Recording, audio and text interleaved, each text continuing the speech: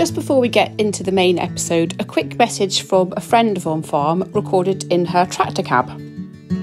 Hello, my name is Katie Brisbane and I am a project coordinator for RET, the Royal Highland Education Trust. We work to give children a greater understanding of food, farming and the countryside. This year we have a focus on the journey of food, seeds and grains, highlighting all the great things produced by Scotland's soils. If you're a farmer or work in a rural business and you'd like to get involved, to volunteer or sponsor our work, we'd love to hear from you. We also have a huge range of educational resources on the website. If you know any teachers or educators who might appreciate them, you can find out more at www.red.org.uk. Hello and welcome to OnFARM. I am Anna Davis and it's great to be with you again. We have a really good opportunity for many of you this week because entries are now open for this year's Helping It Happen Awards run by Scottish Land and Estates. As they say on the awards webpage, they recognise the role of estates, farms, rural businesses and individuals who are helping rural Scotland to thrive. So this episode is all about how the awards came into being, what they aim to celebrate and achieve, and perhaps more importantly, how you can apply. We have put a link to the awards entry page in the show notes that accompany this episode in your podcast player, so you can get the details there. And we will hear shortly from 3 people involved in this year's awards. But first, here's Robbie Kernahan, Director of Green Economy at Nature Scot, who this year are one of the headline Helping It Happen sponsors. Well, Nature Scot have been involved in the Helping It Happen Awards since 2018.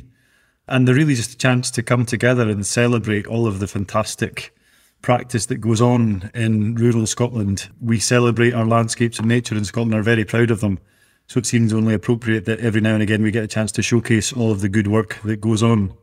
So we are happy to sponsor the awards and in particular recognising all of the good work that's going on in response to nature and climate crisis, enhancing our environment accordingly. We'll hear more from Robbie later, but first it's time to bring in this episode's other guests.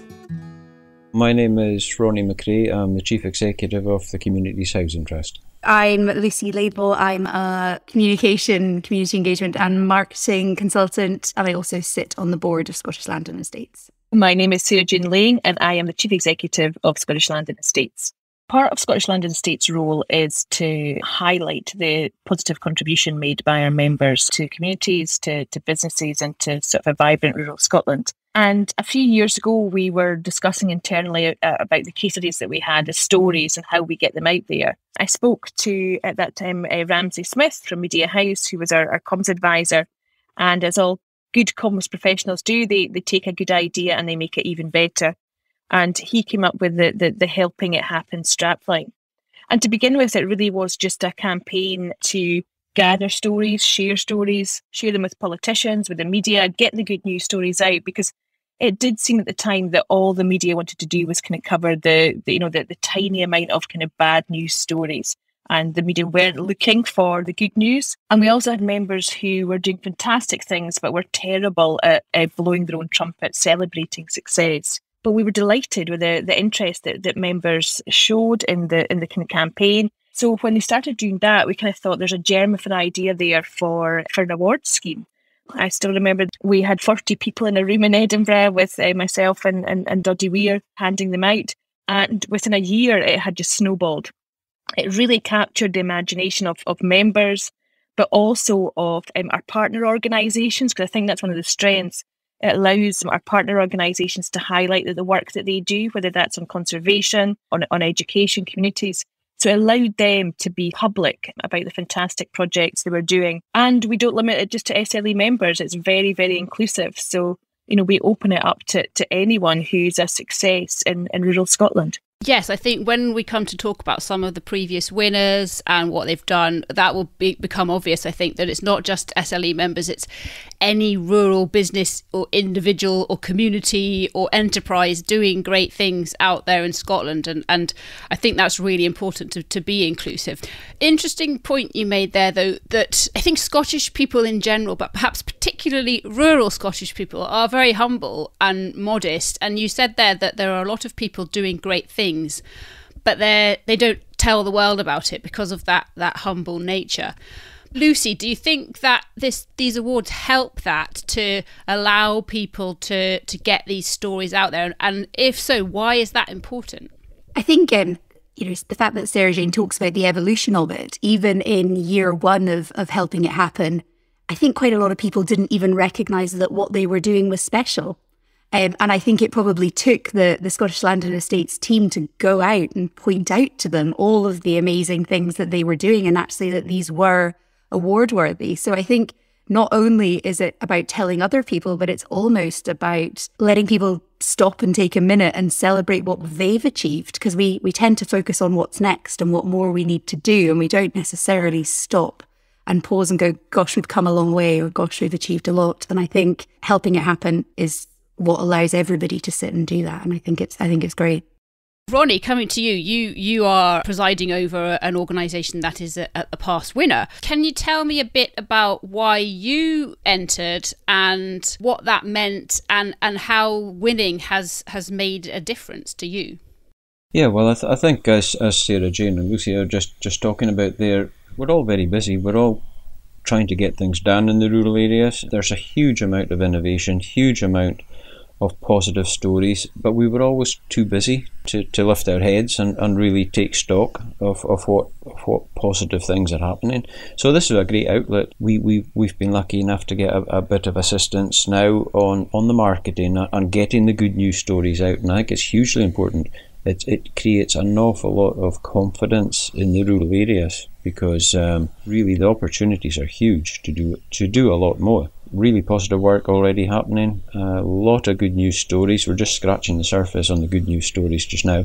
Yeah, these awards are a great opportunity to highlight the work that's been done. Yeah, well, definitely. It's storytelling. I think probably most of you have mentioned storytelling. But is it also, Sarah Jane, do you think about some degree of kind of motivation for people? You know, I imagine that a lot of the staff members within the winning organisations or businesses often kind of feel like a boost is great. And do you think that's good for them and for the businesses and for wider rural Scotland? Yeah, absolutely. And it's, when you get to the awards ceremonies and you have the finalists there, and they'll come up and sort of say, thank you for recognising this. I was just doing my job.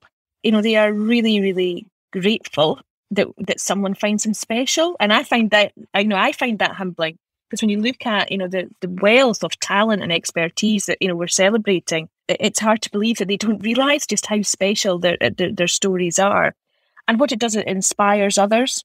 So what we see is that, every time we put a story out, whether it's a housing one with Ronnie or one of the many other Helping It Happen stories, we get members phoning us. How do we get involved? That sounds great. How do I do that?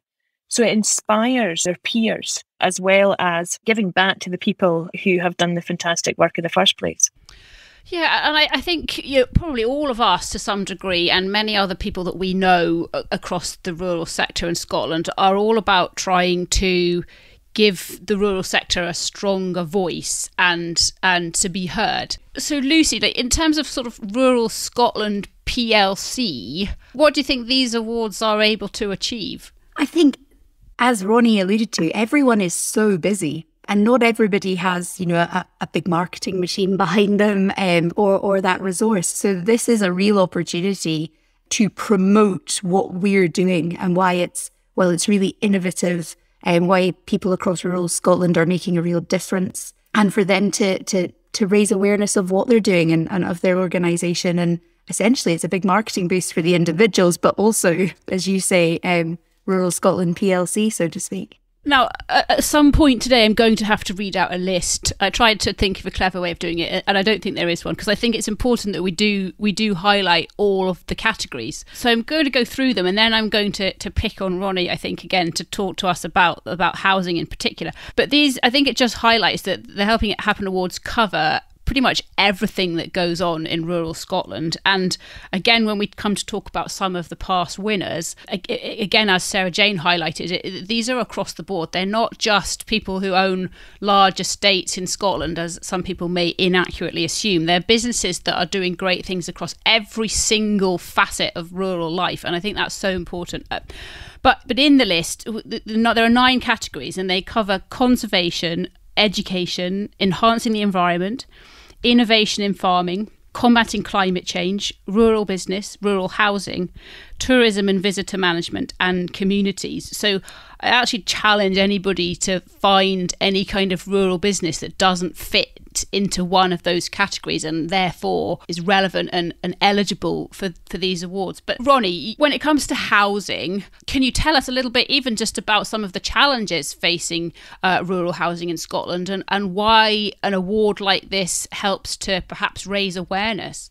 Yeah, well, I mean, like you say, it really is about raising awareness. It's about giving everybody in the sector confidence, and the awards are great for that. When we're looking at housing, we take a very holistic approach. So our work touches on virtually all of the elements you just mentioned, the categories you just mentioned there, and it's really about how housing can assist on all these things: the climate change, the rural businesses, whether that's farming or whatever. And it's really taking a proper holistic approach. Being able to highlight that is hugely helpful. In my opinion, it influences policy and legislation going forward. It also highlights the cooperative working and the partnership approach that's used in virtually all the projects we're involved in.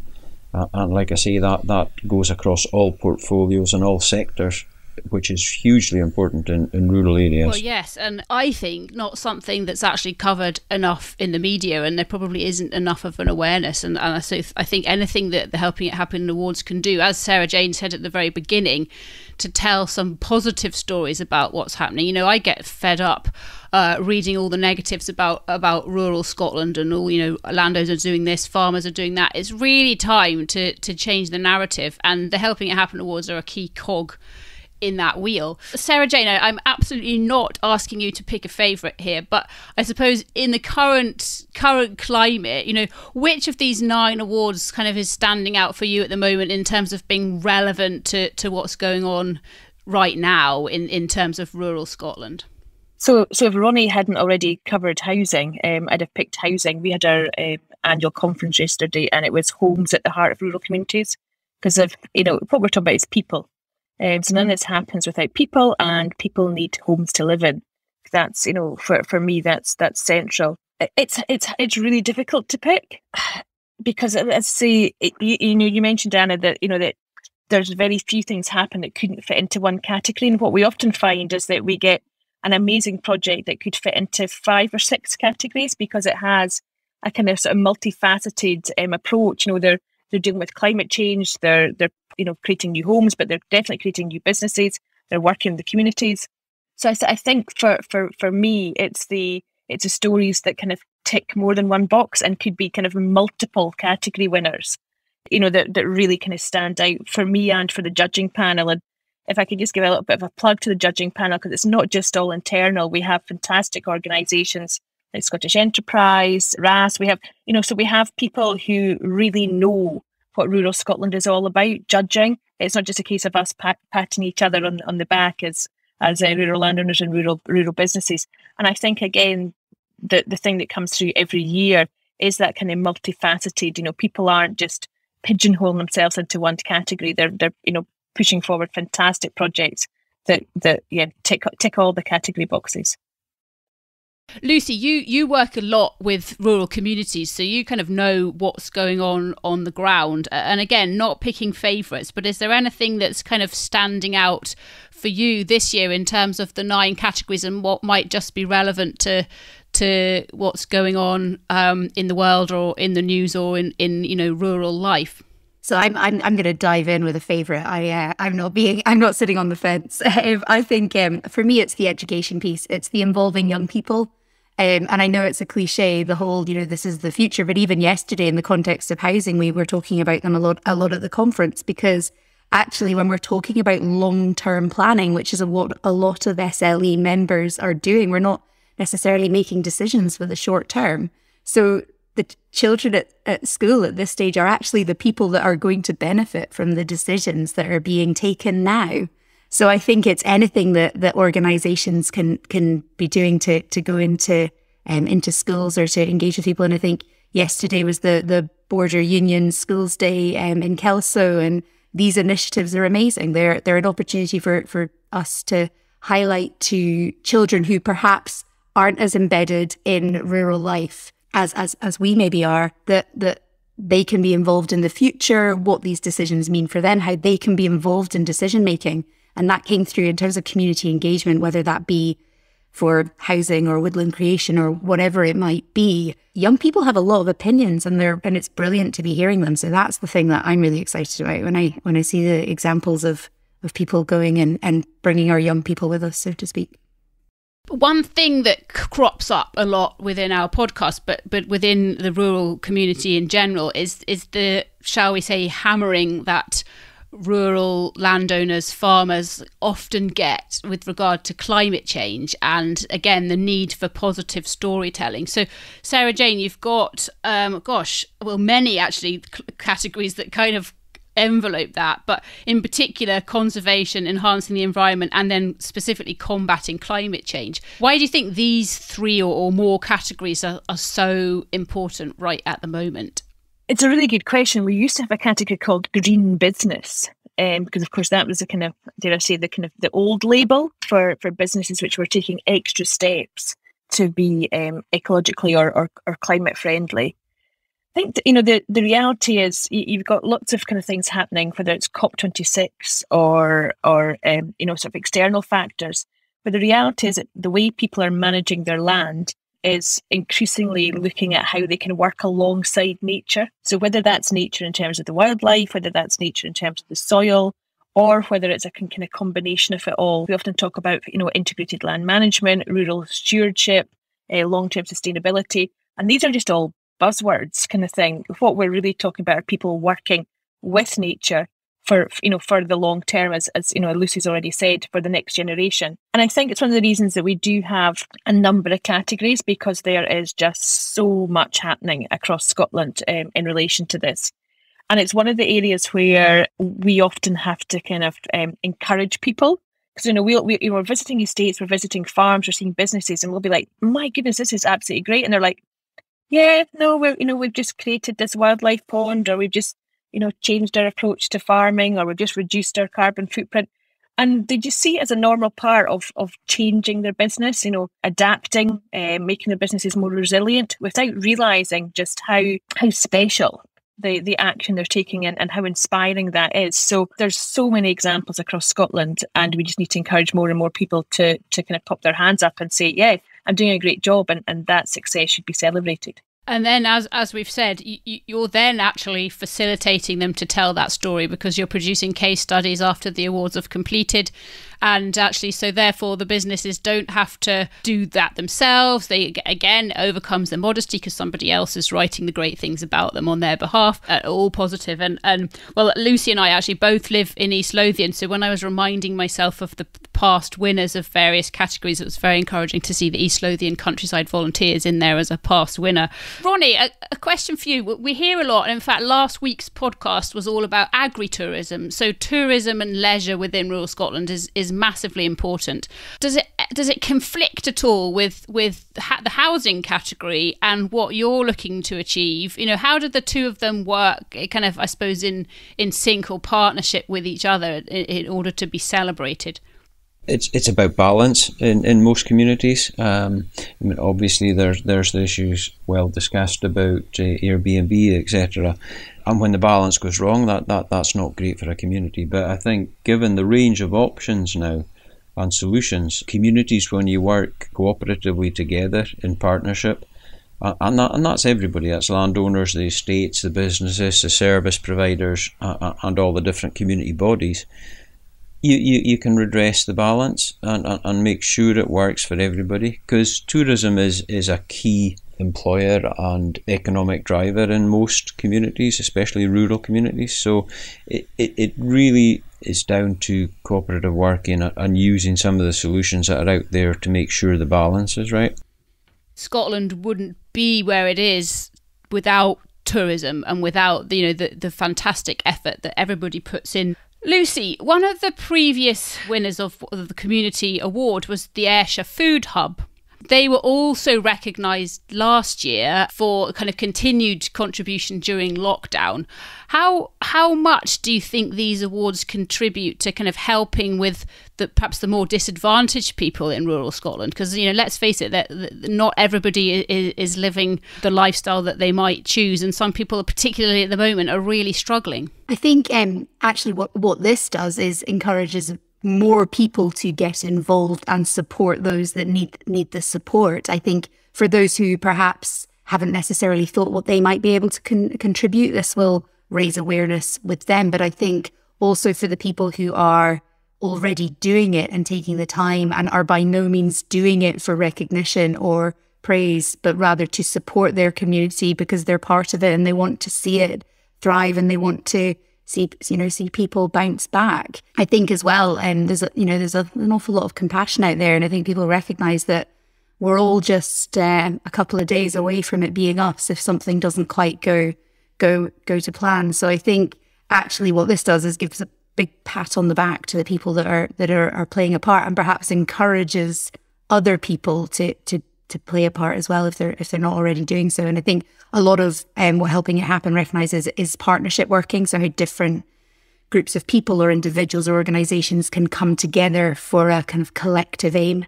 Yeah, I think if this can encourage any other groups to come together and do that, then it's a real win. So Sarah Jane, it's not actually just about the patting on the back and the positive stories. It's actually about inclusiveness and making sure that the whole of rural Scotland is recognised and supported. Would you agree? Absolutely. And I think it's about connections as well, because, you can put out, sort of dry policy briefings or statistics about the number of houses built in Scotland or the number of red squirrels that we have. But unless you personalise it, people don't connect in the same way. So personalising it through stories allows the public to connect, and it allows the organisations, the businesses, the people that are working this day out to feel, to feel appreciated, to feel supported, to feel recognised and valued. And I think that's that is a huge benefit of these awards. It isn't just, one night, pat on the back and it's all forgotten about. We celebrate these successes constantly. We share them with politicians, we share them with local media, on social media, and all of our case studies. It's not just about the 9 winners of the categories. It's everyone who puts an entry in. We share those round, we share the stories, and the wider benefits of helping it happen are something that I feel very proud of. So I apologise to listeners. I'm just going to do another very short list because I think this is important in terms of the organisations that are supporting these awards. So in terms of sponsors, we've got Anderson Strathern, Bell Ingram, Douglas Hume, Murray Beath Murray, Shepherd and Wedderburn, Velux, GLM, the McRobert Trust, and then also Nature Scotland, who are headline sponsors, and who we're hearing from Robbie from Nature Scotland today. But Sarah Jane, without these businesses, we might not even be here having this conversation. How important is their support? Oh, as you say, the awards couldn't happen without it. And it's not just about the financial support that they give that allows us to, provide awards for the award winners. It's about the commitment from them to share the stories. So, they'll share it to their audiences, to their clients, through their social media. So the reach of the Helping It Happen message is amplified, especially when you start looking at some of those national companies that we have on board. And of course, having a government agency like Nature Scot kind of elevates it to the next level. So could it happen without it? Yes, but it wouldn't be anywhere near the success that it is without the support that we get. Sarah Jane mentioned there the importance of sponsors to elevate and bring attention to the awards. And it's a good cue for me to bring back in Robbie Kernahan, Director of Green Economy at Nature Scot, for more about why Nature Scot are keen to support the Helping It Happen Awards this year. Well, I think it's really important for us all to recognise and understand that the nature in Scotland and the landscapes in Scotland have been sculpted and shaped by many, many years of management. And I think there's an awful lot in that to be celebrated. But let's be clear again that nature is actually in crisis, and we do need to continue to invest in nature and manage our land in response to that. So we do want to have a thriving rural economy in Scotland. We want to help businesses invest in that work and encourage landscape scale nature recovery. And all of that requires interventions and skills and knowledge from people in farming and fisheries and forestry, in upland management, just to help continue to position, I think, Scotland at the forefront of leading a response to that nature crisis. Hugely important and lots of work to do. But the benefits of these awards, bringing people together to celebrate the progress that we are making. So Nature Scot, again, sponsoring the Enhancing Our Environment Award.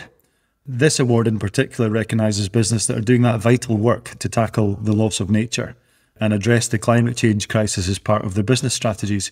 So we want to hear from businesses who are involved in river and peatland restoration and other landscape restoration work, thinking about land that's managed specifically for the benefit of protected species, maybe involving eradication of invasive non-natives, or indeed seeing benefits to the business models through changing their approach to managing land for the benefit of nature.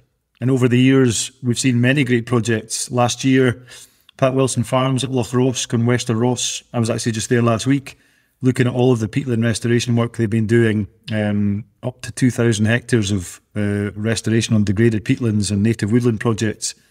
So fantastic showcasing all of what's possible, actually, in West Ross. And in 2020, winners were the East Lothian Conservation Volunteers, who run a voluntary eradication programme removing giant hogweed from the River Tyne and all its tributaries. So there's an awful lot going on.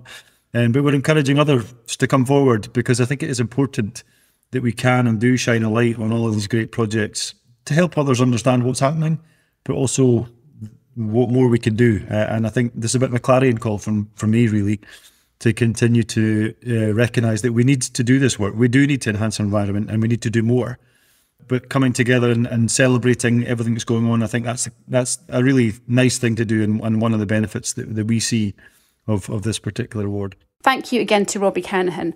On now to the important topic of how you can enter the awards, and also why you would want to, the benefits it could have for you, your enterprise, your local community and beyond. So here's Sarah Jane Lang, Chief Exec of Scottish Land and Estates. Helping It Happen is really easy to enter. So, there's lots of award schemes here which have, different stages. You have to submit full business plans. We want to make this as easy and simple for you to enter yourself or to nominate other people. That doesn't mean that it's not a robust award system. We look at the businesses and partnerships in detail, but we don't.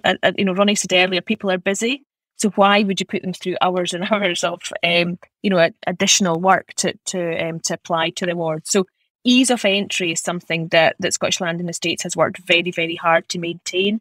So I think that's something that I'd definitely like to highlight to people. Another thing is, we've mentioned the categories. If you don't think you fit into one of those, don't worry.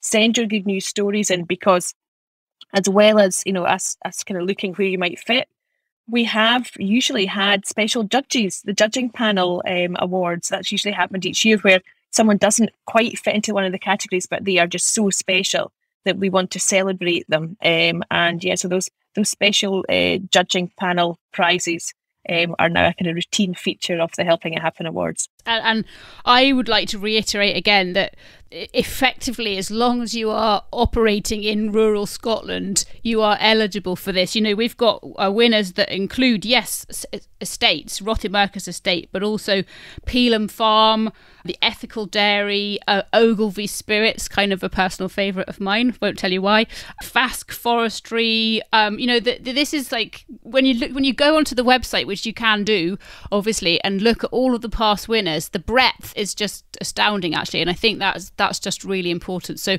nominate somebody else or yourself. Sarah Jane. Yeah, we've talked a little bit about the wider benefits to the award winners, and we know from feedback that we've had that customer numbers have gone up for businesses because we've raised the profile of a fantastic project.